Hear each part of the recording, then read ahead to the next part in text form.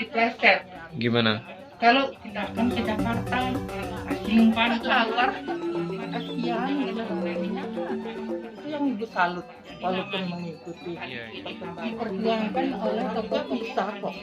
Ya, Iya, yang penting yang nah di sebelum itu nggak ada kan.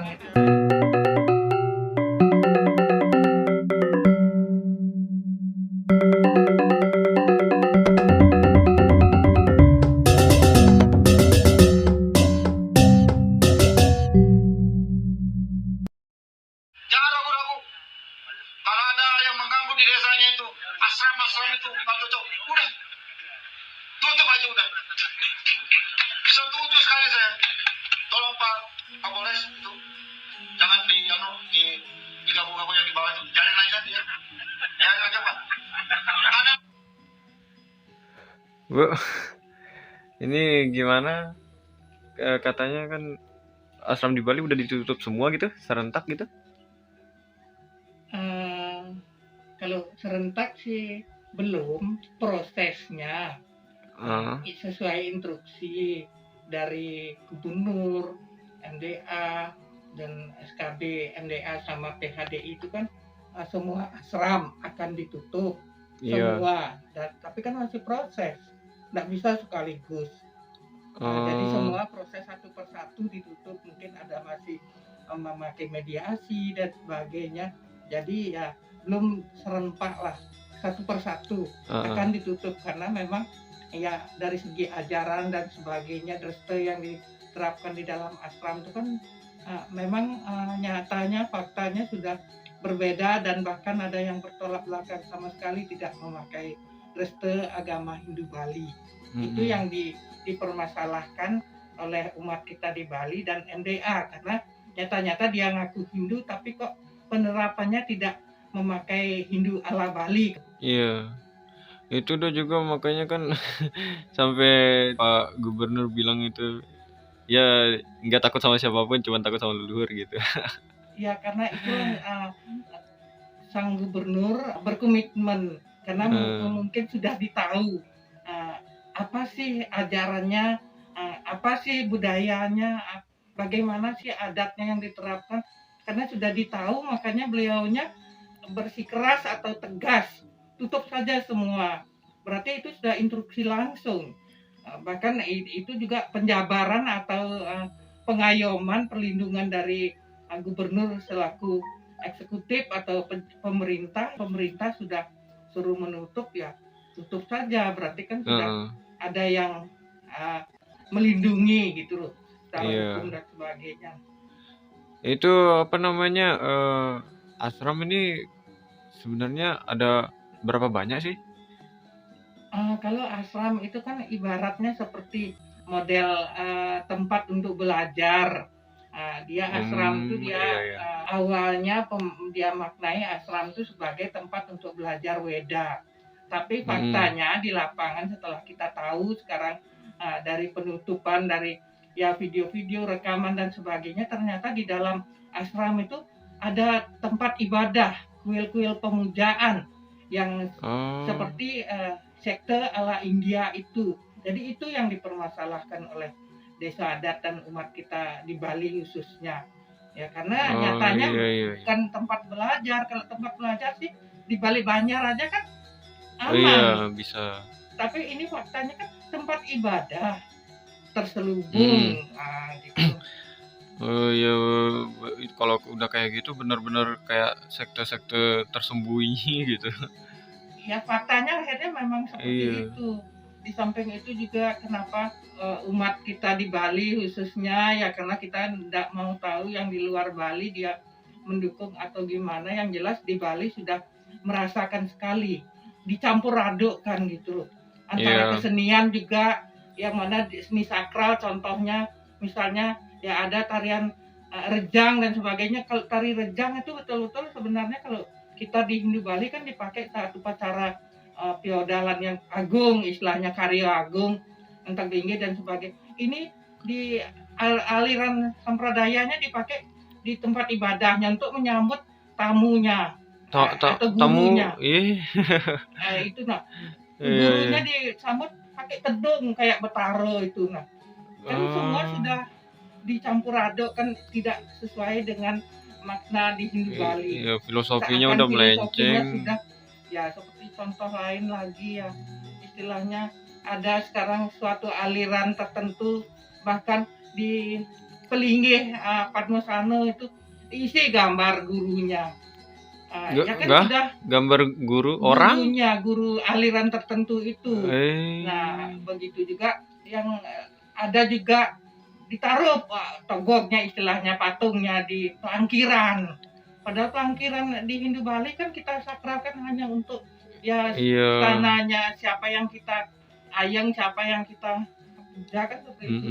Tapi dia orangnya malah gitu yang dianggap disembah jadinya kan, karena Iya. sudah disimboliskan seperti dewa-dewa kita di Hindu Bali.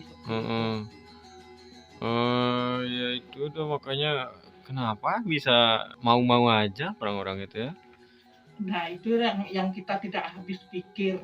Padahal ajaran kita semua, bahkan sekarang sudah banyak ya peneliti-peneliti spiritual, keyakinan, agama, bahasa, sastra dan sebagainya yang dari India tuh malah dia bangga hanya di Bali yang mampu mempertahankan Hindu Dresta, Hindu yang sejati, yang alami masih berlaku dan masih diterapkan. Kalau di Indianya sendiri kata mereka ya sudah jarang, bahkan sekte-sekte juga dari kuil-kuil yang ada hanya dominan katanya kuil Siwa yang ada. Itu yang pernah Ibu baca testimoni dari seorang yang ahli India yang meneliti di Bali seperti itu. Iya, itu udah maksudnya kalau orang India aja bangga dengan kita, kenapa kita ini aliran-aliran itu malah bilang ngejerumusin ke India. Padahal kan udah jelas-jelas beda agama Hindu dengan aliran di India, juga budaya Bali itu kan udah jelas-jelas beda itu. Kenapa? Nah, itu kan kembali pada pemahaman masing-masing yang terlibat atau yang tanda kutip yang terpengaruh doktrin ajarannya dan sebagainya. Kalau kita lihat dan pahami juga, misalnya ini hanya pemaknaan sebenarnya. Jadi salah satu aliran dia menyebut kitab sucinya Bhagavad Gita. Kalau kita di agama Hindu kan kita sebut kitab suci kita kitab Weda.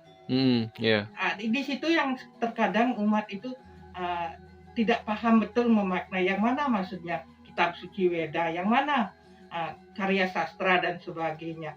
Ibu sudah berulang kali menyampaikan juga di setiap ya ada debat-debat di sosial media. Ibu juga sudah baca dari pendapat-pendapat para ahli bahwa yang namanya kitab suci Weda itu ya memang hanya satu Weda saja, yang 4. Yang lain itu adalah termasuk kesusastraan. Jadi istilahnya kita bedakan memang mana kitab suci. Di samping itu juga bahkan sekarang ada lagi pendapat yang menyatakan banyak dari entah dari pihak mana disuruh ikutin yang tetangga yang dari kecil sudah biasa dia baca kitab suci. Kita di Bali belum, karena kita masih taat dengan Ajawera. Ajawera itu juga sekarang dipelintir dan diplesetkan. Padahal makna Ajawera itu bukan melarang, tapi belajar Weda sesuai dengan tahapan, dengan kesiapan jasmani dan rohaninya. Ada tahapannya yang disebut asrama. Itu udah kan apa namanya, emang udah dasarnya kan 4 tahapan hidup di ajaran kita kan kayak gitu. Makanya itu udah kayak apa namanya, yang aliran-aliran ini kan banyak udah yang ini istilahnya kembali ya seperti itu dah, tapi mereka kan masih dianggap ya bukan suatu kesalahan seperti itu. Padahal kita yang nyata-nyata kita bisa menyalahkan, karena ya ada lagi yang berpendapat kenapa kita sesama manusia bisa saling salah menyalahkan, yang tahu salah dan benar kan hanya Tuhan. Iya. Terus sampai Ibu analogikan, buat apa ada aturan polisi? Buat apa polisi menilang? Polisi menilang berarti dia tahu salah kan? Iya. Kita tahu benar dan salah itu karena kita ada aturan. Ya apa Iya. enggak? Bukan masalah kalau bilang masyarakat itu kan berarti enggak jelas kan. Ini karena ada aturan. Kalau di lalu lintas karena ada aturan Oh lalu iya iya lintas. iya. Jadi kalau ada yang melanggar kan ketahuan dia tidak ikuti aturan lalu lintas. Nah seperti itu juga kita di Oh iya iya, keyakinan kita di di Hindu beragama Balinya. sudah tahu ada ajaran agama Hindu Bali khususnya tanda kutip atau agama Hindu Bali itu sudah ada tuntunan catur asrama lah apalah. Kalau semua ditabrak, dilabrak, tidak diikuti aturannya, itulah kita tahu bahwa itu Iya clear, salah itu ya. salah. Apa gunanya kita belajar? Seperti halnya sama kalau nggak boleh manusia saling menyalahkan. Apa tujuannya ada guru? Iya. Guru mengoreksi ulangan, kalau nggak boleh menyalahkan, Iya. berarti dong semua kita kasih nilai 100. Itu udah makanya gimana mau ngasih Nah, nilai itu gitu kan. sampai ke analogi kan seperti itu. Iya Kalau iya. dibilang manusia tidak berhak menilai keyakinan seseorang. Loh, selama ada aturan yang kita yakini seperti di Indonesia, agama Hindu yang diakui negara, agama Hindu Bali ajarannya. Ya aturan itu yang kita pakai dasar. Kalau sudah melenceng, kalau sudah kita tahu keluar dari aturan agama yang diyakini, ya, itu kita bisa tegur dan sebagainya, kita luruskan dan sebagainya.